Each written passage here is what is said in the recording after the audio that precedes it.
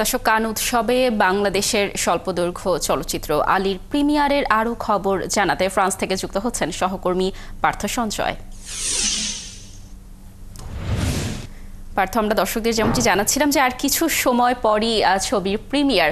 Team আলীর কারা কারা অংশ নিচ্ছেন, সব মিলিয়ে প্রস্তুতি কেমন সেখানে জানাবেন।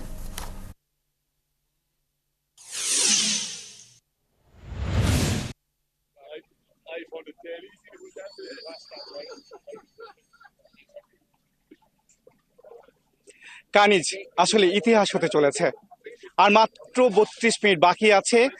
আমার পেছনে যে সালেদে বুঝি থিয়েটার, এই থিয়েটারে বাংলাদেশের আরেক ছবি আসার তিরিগায় রেহানা মরিয়ম নূর দেখানো হয়েছিল, এবং সেই থিয়েটারেই আবারও আলী শর্ট ফিল্ম কম্পিটিশনে বাংলাদেশের প্রথম ছবি, এবং সেই টিমের প্রায় 9 জন সদস্য বাংলাদেশ থেকে এসেছেন। এবং আপনি জানেন এই ছবিটি একই সঙ্গে ফিলিপাইনের কো প্রোডাকশনে তৈরি, এবং সেই প্রযোজক ক্রিস্টিন ডি লিওন তিনি এসেছেন। অর্থাৎ আলী টিম সব মিলিয়ে 10 জন, তার মধ্যে অন্যতম প্রযোজক তানভীর হোসেন, তিনি আমাদের সঙ্গে যুক্ত হবেন। তানভীর, আপনাকে অভিনন্দন। একটা দারুণ সময় আমরা কাটাতে যাচ্ছি, ইতিহাস হতে চলেছে Bangladesh. Thank you very much. Thank you.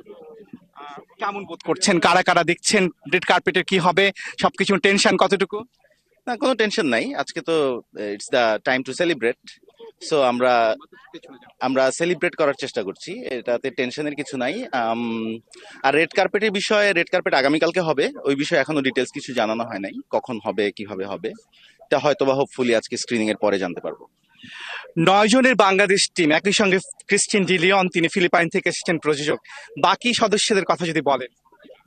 বাকি সদস্য বলতে এখানে আদনান আল রাজীব ডিরেক্টর হিসেবে আছেন, আমি প্রডিউসার হিসেবে আছি। এছাড়াও আমাদের সিনেমাটোগ্রাফার কামরুল হাসান খসরু উনি আছেন, আমাদের আর্ট ডিরেক্টর শিহাব নুরুন নবী তিনি আছেন, কস্টিউম ডিজাইনার আনিকা জাহিন তিনি আছেন, আমাদের লাইন প্রডিউসার নিকিতা আহমেদ উনি আছেন, রানআউট ফিল্মস থেকে আমাদের এক্সিকিউটিভ প্রডিউসার হাবিবুর রহমান তারেক তিনি আছেন। এছাড়াও আমাদের যে প্রধান সহকারী পরিচালক ছিল মিরাজ হোসেন ও এসছে। আর not the last but not the least হচ্ছে আমাদের আলী আসছে, যে আলী ক্যারেক্টার আলামিন। তাকে আমরা প্রতিবেদন তৈরি করেছি, এবং সেটা কিছুক্ষণ আগে অন এয়ার হয়েছে কানিজ, আপনি জানেন। এবং আপনি জানতে চাই সেটা হচ্ছে, আপনারা পুরো টিম চলে এসেছেন এর মধ্যেই, কিন্তু প্রথম থেকে আপনারা অনেকেই চলে এসেছেন। গেল 10 দিনে কানে কেমন বোধ করেছেন? এই যে আজকে দিনের অপেক্ষা, সেটিরও অপেক্ষা ছিল মহেন্দ্র খন। সেই অপেক্ষা তো ছিল, এটা যেহেতু প্রি শিডিউল ছিল, এটা একভাবে আমরা জানতামই যে 23 তারিখ আমাদের স্ক্রিনিং। তার আগ পর্যন্ত কান ফেস্টিভ্যালটা শুরু থেকে আমরা ছিলাম এখানে, আমাদের অনেক ধরনের কোঅর্ডিনেশন মিটিং ছিল, অফিসিয়াল অনেক মিটিং ছিল, ডিরেক্টর স্টক ছিল ডিরেক্টরের। এছাড়াও আমরা সিনেমা উপভোগ করেছি, কানের পুরো ফেস্টিভ্যালকে উপভোগ করার চেষ্টা করেছি।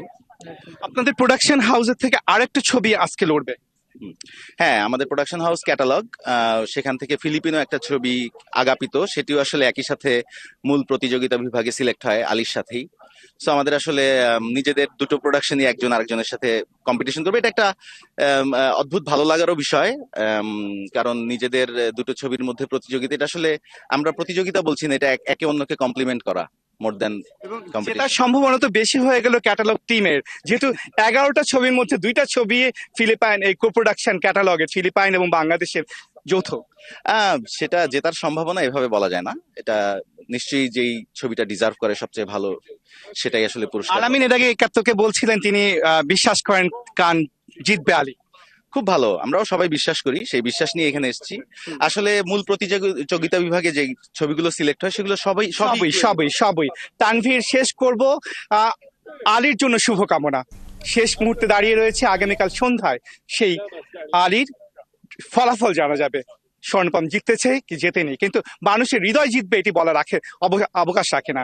কানিস, টিম আলীর সবার জন্য শুভ কামনা। পার্থ, অসংখ্য ধন্যবাদ আমাদের সাথে যুক্ত থাকার জন্য। দর্শক, যেমনটি বলছিলাম, কান চলচ্চিত্র উৎসবে আজ আলী স্বল্পদৈর্ঘ্য চলচ্চিত্রটি প্রদর্শিত হবে, এই বিষয়ে বিস্তারিত তথ্য জানাচ্ছিলেন আমাদের সহকর্মী।